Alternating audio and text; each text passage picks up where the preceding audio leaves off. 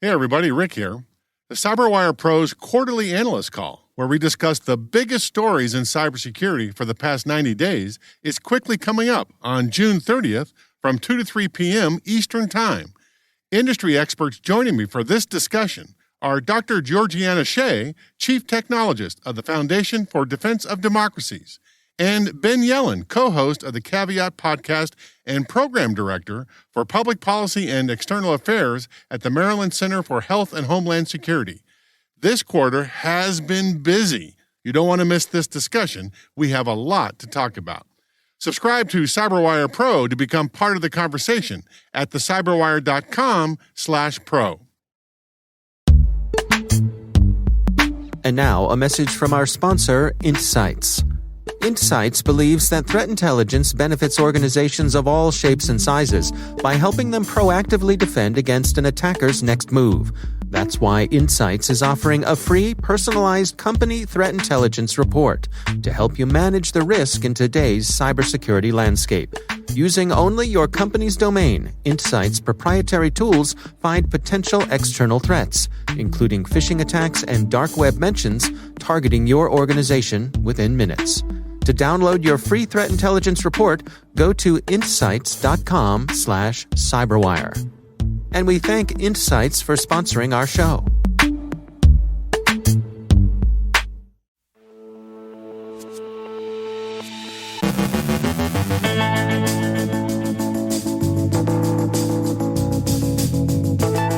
The South Korean nuclear research organization sustained an apparent cyberespionage incident. Norway's investigation of its 2018 breach of government networks concludes that China's APT-31 was behind it. Poland accuses Russia in a long-running email hacking case. Our guest is Mark Testoni from SAP NS2 on where the Justice Department should focus during its upcoming cyber review. Chris Novak of Verizon on financial versus espionage breaches. And NATO seeks to clarify its policies in cyberspace, including a recommitment to Article 5 and a revision of the Talon Manual.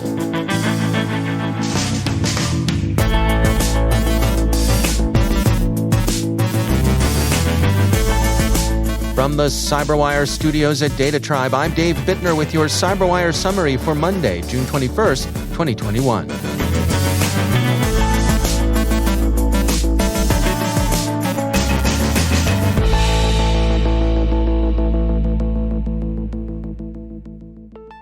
South Korea's nuclear research organization says it sustained a cyber attack, and suspicions point toward North Korea. The South Korean Atomic Energy Research Institute, KERI, disclosed Friday that several unauthorized parties obtained access to their internal networks. The record reports that some of the infrastructure used in the intrusion was traceable to North Korea's Kimsuki Group. KERI had initially denied that the incident had occurred. The institute apologized Friday for its earlier statements. According to Bleeping Computer, the intrusion took place on June 14th, and the threat actor gained access through a VPN flaw. Earlier this month, Malwarebytes Lab published a report on Kimsuki, a threat actor generally believed to work for the Democratic People's Republic of Korea's Reconnaissance General Bureau, that is, for North Korea's intelligence service.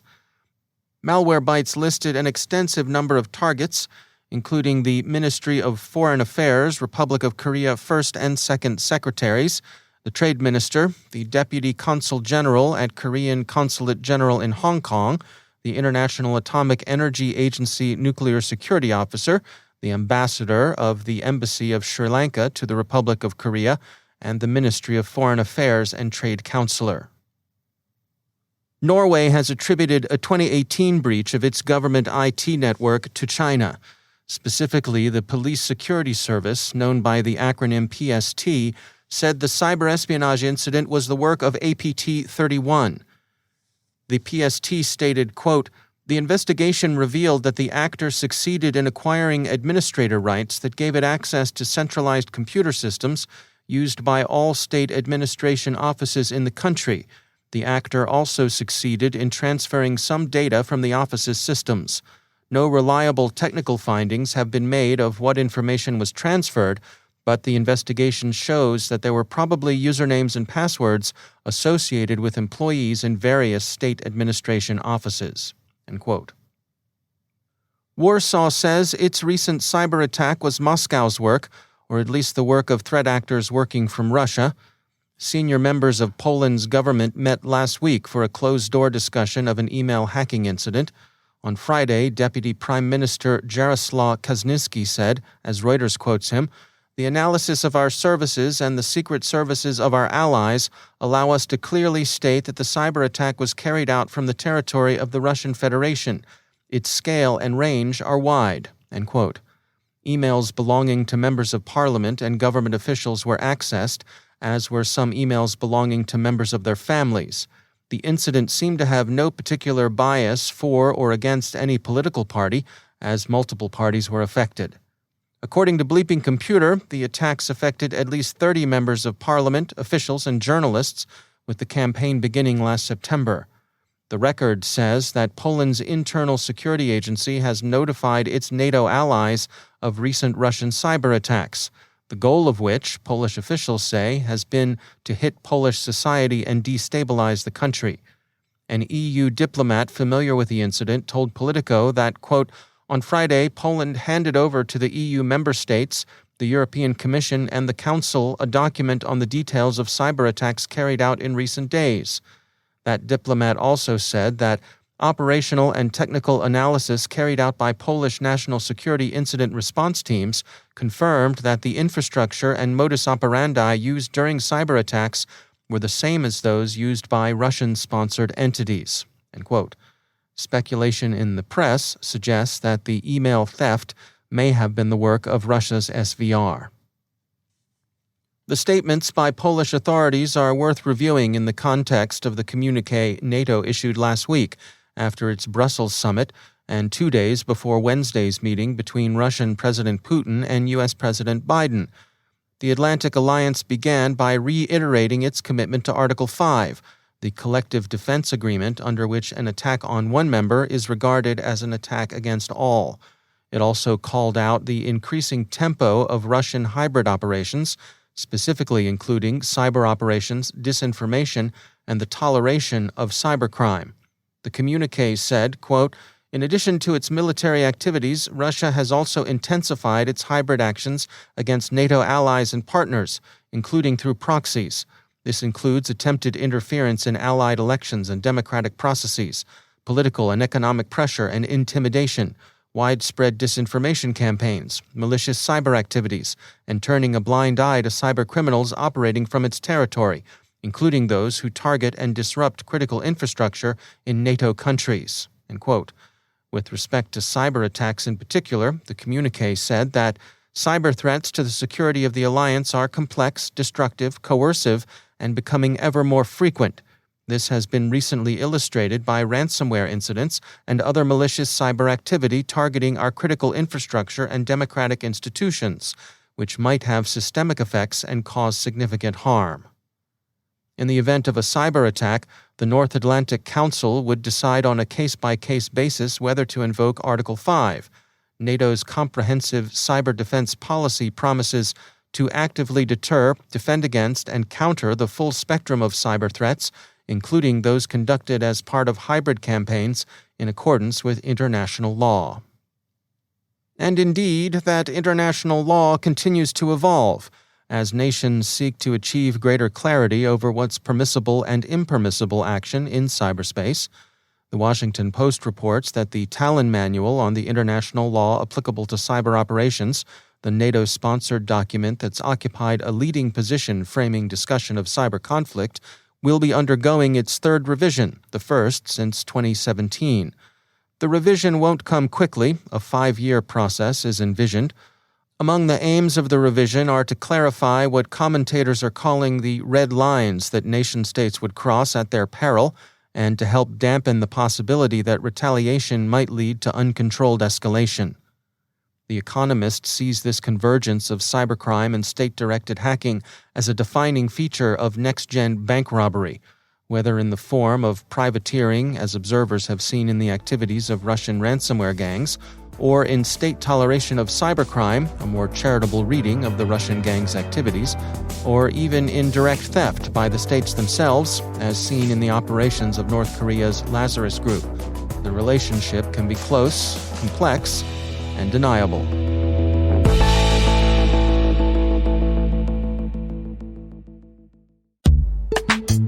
And now, a word from our sponsor, KnowBe4. There's a reason more than half of today's ransomware victims end up paying the ransom.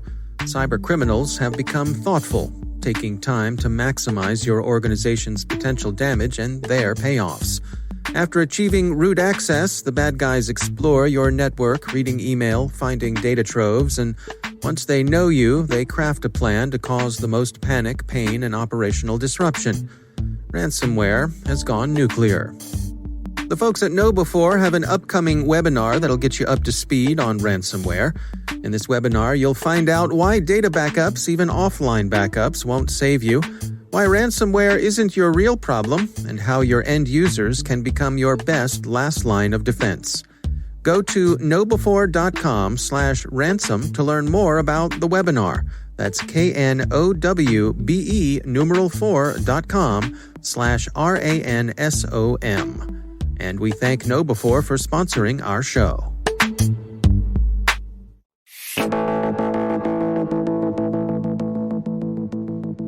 On the heels of several high-impact cyber attacks, the U.S. Justice Department recently announced a 120-day review of their cybersecurity strategy.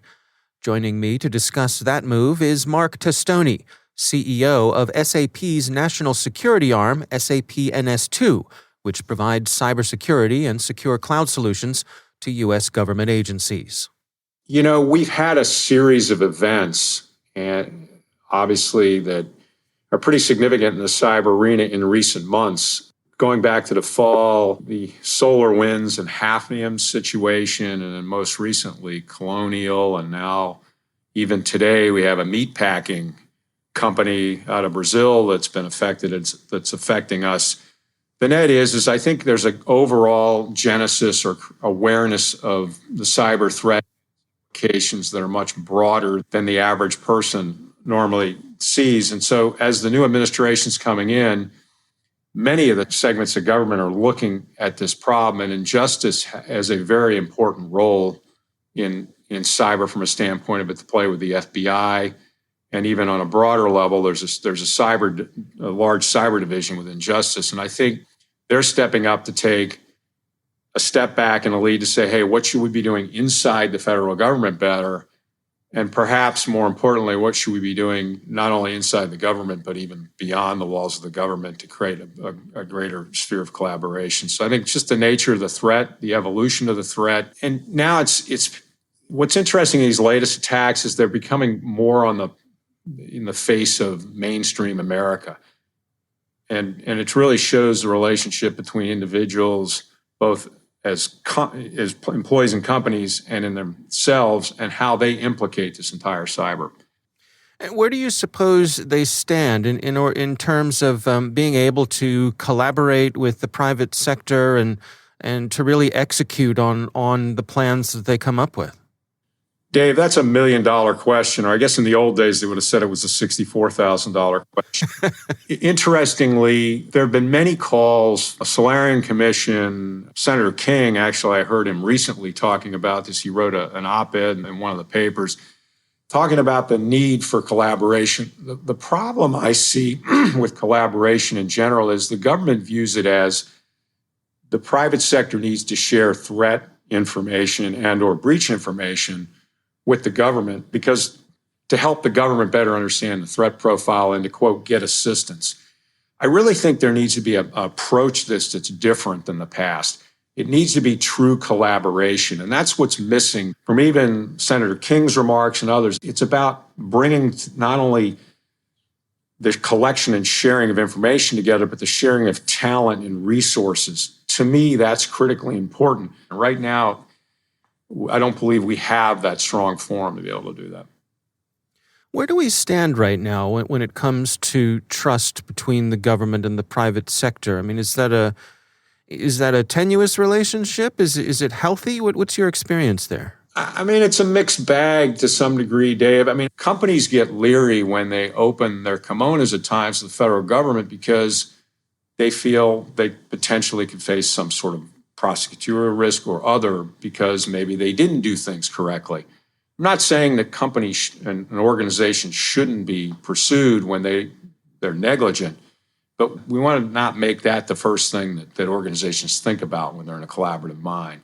So we've got to create a forum that allows and policies that allow to make it easier for companies to feel comfortable in that environment. I'm confident that we will come to a place. In the America and United States, we often explore lots of ways to solve problems, and then we finally get around to doing the right thing, and I think we will here. The strength of this country has always been innovation, and the openness and freedoms that we have are both opportunities for us and part of our greatness, but they also make it easier for state actors and others to attack us. I think we're beginning to recognize that, and as a result, I think we'll deal with it. I think if you and I are talking in a couple of years, we'll see great progress in this area. That's Mark Testoni from SAP NS2.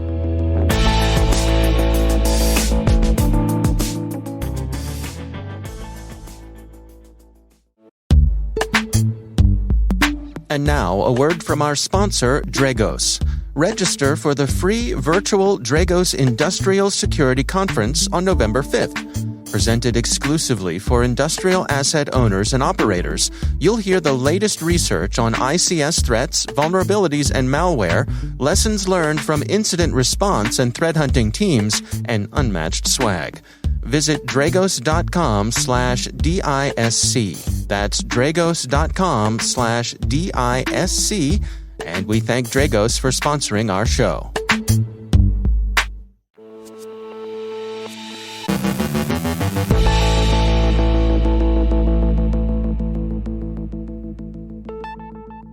And joining me once again is Chris Novak. He's the Global Director of Verizon's Threat Research Advisory Center. Chris, always great to have you back. I want to touch today on some stuff I know you've been tracking in terms of financial versus espionage breaches, specifically the A4 Threat Handbook. What are you guys working on there? Sure. Yeah, great to be on the show again, Dave. Absolutely. Yeah, when we look at, everybody tracks on the Verizon Data Breach Investigations Report. And one of the things that some people, if you've been tracking it since the beginning, you're familiar with the A4 model, which was the way we classified all the 4 A's: actors, actions, assets, and attributes of a given incident.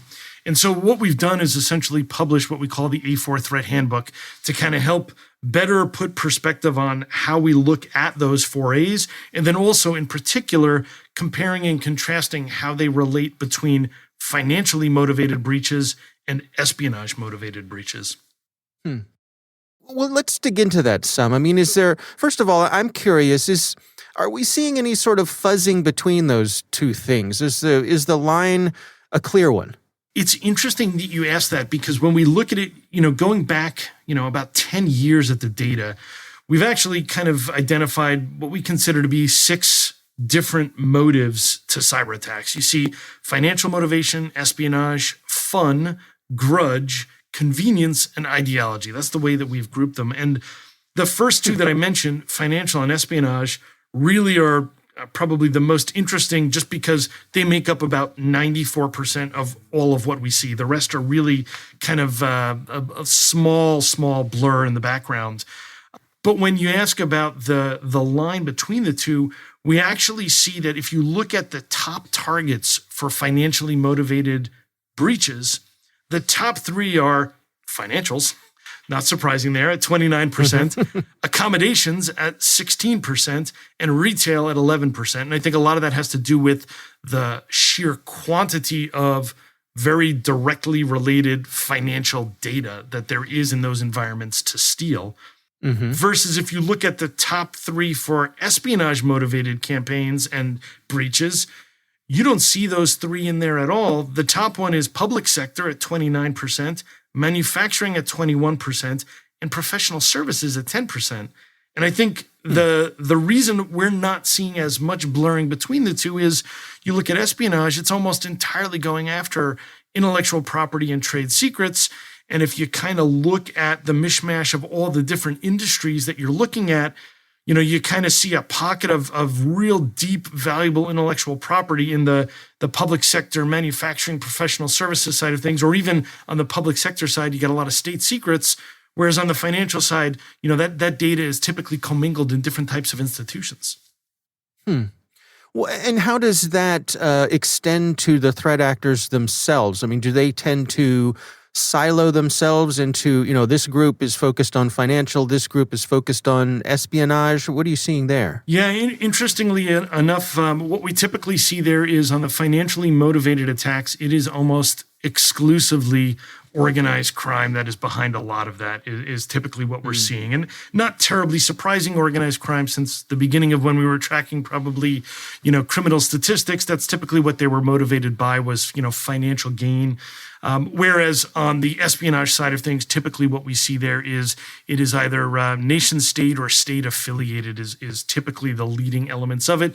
And then depending on, if you kind of trail down from there, you may see some level of kind of corporate espionage at the next rung lower, but it is, I'd say, a fairly distant kind of second or third. Now, the A4 Threat Handbook, I mean, is this help organizations sort of dial in their risk profile for knowing what they should suspect they should defend against? Yeah, that's exactly right. Help them be able to do a couple of things. One is so that they can classify and categorize their incidents in a manner that is similar to the DBIR. Because we know a lot of organizations, whenever a new version of that report comes out, the first thing they want to do is try to compare how do we look versus the data set as a whole? How do we look against our industry? If we want to compare ourselves apples to apples with our peers, how do we do that? Better understanding that A4 Threat Handbook will actually help organizations kind of better characterize their own incidents and put them into the similar kind of reporting format that we use for the DBIR. So they actually have a better ability to compare and contrast against the broader data set, or what we're hoping is industry groups will adopt the same thing and they'll be able to share and compare data as well. All right. Well, Chris Novak, thanks for joining us. Thank you, Dave.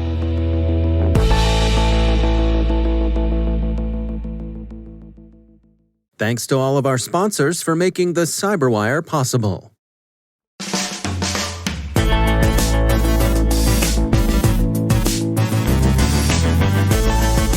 And that's the CyberWire. For links to all of today's stories, check out our daily briefing at thecyberwire.com. The CyberWire podcast is proudly produced in Maryland out of the startup studios of Data Tribe, where they're co-building the next generation of cybersecurity teams and technologies. Our amazing CyberWire team is Elliot Peltzman, Puru Prakash, Kelsey Bond, Tim Nodar, Joe Kerrigan, Carol Terrio, Ben Yellen, Nick Valecki, Gina Johnson, Bennett Moe, Chris Russell, John Petrick, Jennifer Iben, Rick Howard, Peter Kilpie, and I'm Dave Bittner. Thanks for listening. We'll see you back here tomorrow.